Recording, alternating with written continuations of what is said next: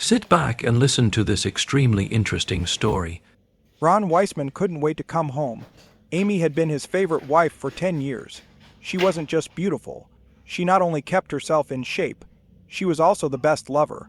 The day before, Amy said, "I have a new boss, Mike Armstrong. He wanted to invite Armstrong to dinner. He wanted to find out about her husband. Ron didn't think it was a bad idea. Ron didn't think it was a bad idea. He wanted to meet her new boss. Especially the previous two, because both previous bosses hadn't lasted long and had left under somewhat mysterious circumstances, under somewhat inexplicable circumstances.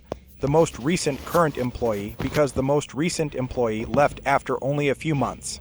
I got to take an extended vacation in Sri Lanka. He quit saying he needed to take a long vacation in Sri Lanka to find himself. His predecessor was found decapitated with his hands tied behind his back in a garage. Police said it was a suicide. However, his surgically removed genitals were never found. His surgically removed genitals were never found. Ron recognized the time and texted his wife. He sent a message to the address. She replied immediately. "See you soon." Ron said goodbye to his secretary and his wife and went home. I bought my wife a bouquet of roses. Ron liked to surprise his wife. He liked to receive gifts with love. He liked to receive. Ron pulled into the driveway and headed home. He noticed a black Mercedes parked on the curb in front of the house. At least that man did. That person never comes to the curb in front of my house. Ron walked into the house. He looked dead. He sat on the couch. I looked at him. He had a little gray hair on his temples. He had a little gray hair on his temples, and he was clean, shaven. He had a smirk on his face. He had a smirk on his face when Ron walked into the room. When Ron walked into the room, he stood up with a wry smile. Before Ron could apologize, he went into the kitchen and handed Amy a bouquet of flowers. He handed Amy a bouquet of flowers. Then he gave Amy a hug. Amy's face lit up when she received the bouquet. "I'll have to thank her properly later. I'll have to thank her properly later." He kissed his wife's beautiful face. Ron kissed his wife's beautiful face. "Go say hello to Mike." Ron kissed her again and went back to the living room. Ron walked over to the drink bar, offered Mike a shot of whiskey. Ron poured the whiskey, and they sat down in the living room. Ron poured the drink, and they sat down in the living room. Mike said, Ron said, "She's the meaning of my life. I think she'll understand what I'm about to tell you." Mike said. Ron asked. Mike said, "Your wife will love it." Ron said, "I'll be right back." Ron said, "I'll show Mike around the neighborhood. I'll give you a little tour of the neighborhood." Amy said, "I'll be right back." Amy looked understanding. "I'll be ready for dinner in 15 or 20 minutes. I'll be ready for dinner in about 15 or 20 minutes. She went back to the front room. Mike said. Ron shook his head. Ron said. Mike got up. Mike got up and followed Ron. Mike looked around at what was hanging on the wall. He looked around at what was hanging on the wall. Not just pictures, metal knives and guns. There were pistols and a couple of swords hanging. "You're sleeping with my wife, aren't you?" Mike nodded. "Yeah, that's right." Smirking, he said.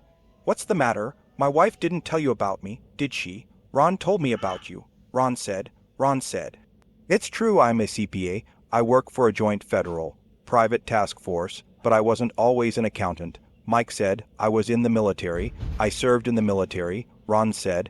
"I was a sniper from 300-600 meters away. But I hit targets at 1,200 meters. I also hit targets at 1,200 meters, or over a kilometer.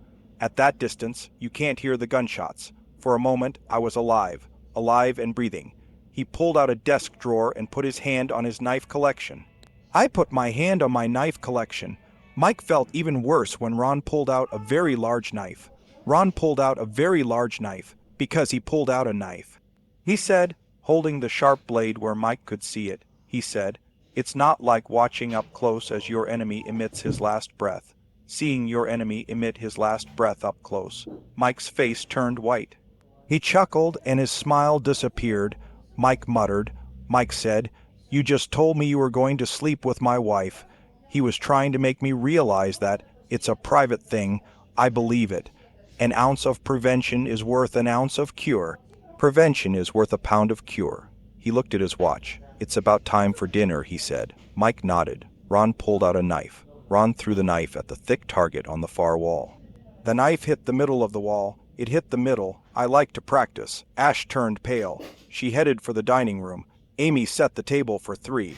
She put the bouquet of flowers Ron had brought from home in the center, as usual. Amy seated Ron at the head of the table, Mike to Ron's left and herself to her right. On the right, Ron took Amy's hand and held it out to Mike. He held out his hand to Mike. Mike said. Amy and Ron bowed their heads and closed their eyes. They lowered their heads and closed their eyes. Mike followed their example. Ron said, "Thank you. Many blessings to our home and family. Continue to bless us. Give us wisdom and grace." Amy said, "I opened the plate and discovered a juicy Ron's favorite dish. I roasted it over low heat this morning. I've been slow roasting it since this morning. Take a bite, don't you think?" Mike nodded nervously. Ron noticed that Mike was nervous. Amy noticed that Mike was nervous. Ron noticed that Mike has a nervous look on his face. Ron noticed that Mike has a nervous look on his face. "Don't worry, I wouldn't kill someone at the dinner table." Amy nodded, and Mike's face turned pale. Amy nodded. "I hate cleaning up blood. I don't like wiping blood off the tablecloth. The tablecloth is over 100 years old." Ron said, "Mike told me. He wants me to look at it." Amy said, "No, he didn't tell me anything." She looked at Mike. "Mike, are you going to sleep with me?" "I didn't say that. Maybe your husband misunderstood." Ron pulled out a small digital voice recorder. He pressed a button. "I'm going to sleep with your pretty wife," Mike's voice said. Mike's face turned red. Amy shook her head. "What's the matter with you two? We're welcoming you. Is this how you thanked us?" Mike said he was joking. "I'm kidding." Ron said he was kidding. She said, "What a pussy. That's not what I meant." Mike raised his hand and said, "Are those the words you said to the husband of the last wife you slept with?" "Those are the words you said to the husband of the last wife you slept with." Ron asked what he was talking about. "I told you I'm a researcher." Amy told me. "According to my research, you were Acme Enterprises 3 months ago. 3 months ago. Attachment alienation. The man who filed this lawsuit was the husband of a divorced woman." They'd gotten naked together in a hotel room. Mike looked at him. Was it true? Mike said quietly, "But it's in the past, in the past." "Speaking of the past," said Ron, Mike's ex-wife was sick of him cheating on her. She was sick of him cheating on her. I went to a group called. Yeah, it's true. I even watched the videotape. Ron told Amy, "It's pretty brutal." Ron told Amy, "But it's not." Mike looked at him in shock.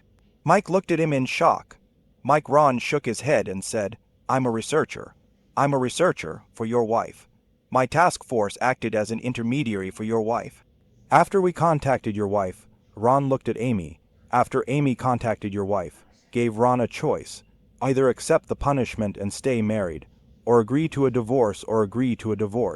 He didn't like the humiliation. Divorce." Ron looked back at Mike. "You really dodged a bullet.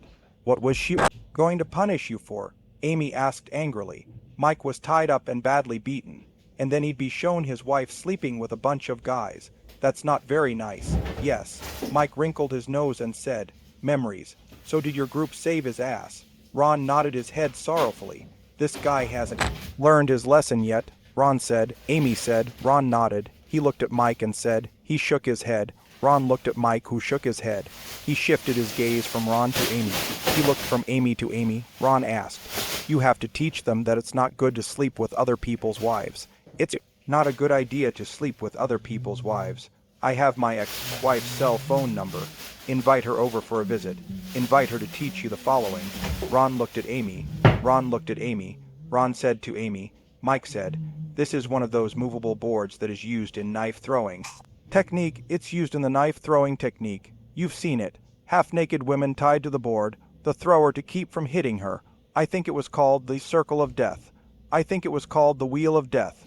Mike was stripped naked, kneeled down and strapped to a board. "How close can you get to your balls? How close can you get to your balls without cutting them off?" He looked at Mike and said, "Amy is good at throwing knives too. This board spins, doesn't it?" Amy asked Ron. "Let's bet who is the closest." She looked at Mike. "Oh yeah?" Mike jumped up from his chair. His face was blank, his eyes wide open, and his body trembling with fear. His body was trembling with fear. "No," he said. "I'm just kidding, forget it," he said. He tried to turn away, but Ron grabbed him and spun him around. Amy put her hand on Mike's throat and Amy pinned Mike against the wall with her hand on Mike's throat and a fork in both hands. Ron said, Forget about me having a wife, Ron said. You are the epitome of professionalism. You don't stay out late, and no business trips with Amy. Without me, there would be no business trips with Amy. You show respect for any woman, that's it. Mike asked Ron. Ron said, if I fail, I'll pay the price. I should have paid it a long time ago. Mike nodded. Do you have anything to say? Mike nodded again. I won't do this to anyone else. I won't do that to anyone else. Ron looked at his wife. Ron looked at his wife. Darling asked if she should forgive him. Darling said, then I will forgive him. Ron loosened his grip on Mike's throat. He looked at his wife. What do you want for dessert, Ron? I made a delicious cheesecake. Would you guys like some? Ron looked at Mike, who was shivering. He asked Mike. He shook his head. Ron noticed. He noticed Amy looking at Mike's pants. Ron lowered his gaze. He looked at the wet spot between Mike's legs and shook his head. I know you want to go home, Ron said. Ron noticed the smell coming from Mike's pants. Mike said they headed toward the front door. Ron noticed a wet spot on the back of his pants. As he headed toward the exit, he noticed a wet spot on the back of his pants. He actually put his pants on Ron. Amy said, I replied, I'll bring him candy tomorrow. Ron laughed as he heard the squeal of tires. Ron said to his beautiful wife, do you think this cheesecake will be enough for tomorrow? Amy nodded. Yes, I think it will. Then we'll have dessert. Upstairs, okay? Subscribe to our channel so that your second C gaff doesn't cheat on you, and go ahead and listen to the next story, because this story is nothing compared to the next one. If you're under 18, don't even think about listening to the next one.